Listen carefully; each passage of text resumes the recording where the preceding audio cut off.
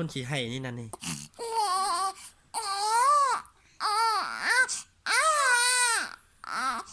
เออ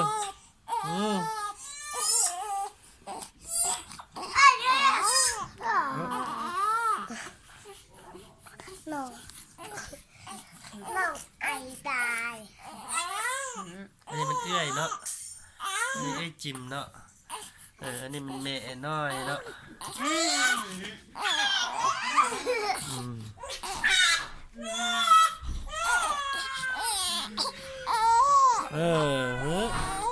ขี้ให้นี่ขี้ให้นี่ลูกพอดีได้2 เดือนกับ2 มื้อนี่เนาะลูกเนาะอันนี้ได้4 ปีแล้วนี่นะ4 ปีเข้า5 ปีแล้วอันนี้นะ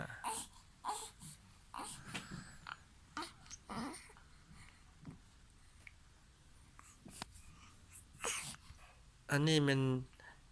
จิมสุดามานอนนำน้องแฟดเนาะน้องสายฝนเนาะอันนี้มันน้องสายฝนซิบิวตี้เนาะซิลินเนาะเกาขี้กากเนาะเกาขี้กากเนาะตาตึงตา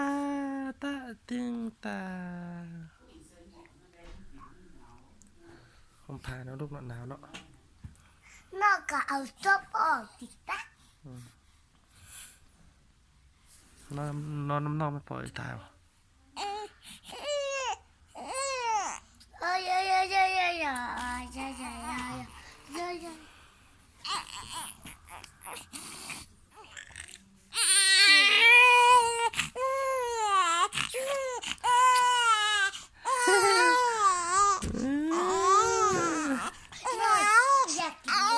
ป้อนน้องไหม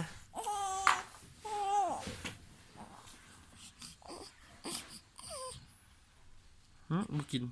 เนาะเมื่อกี้มันใครอยากกินนม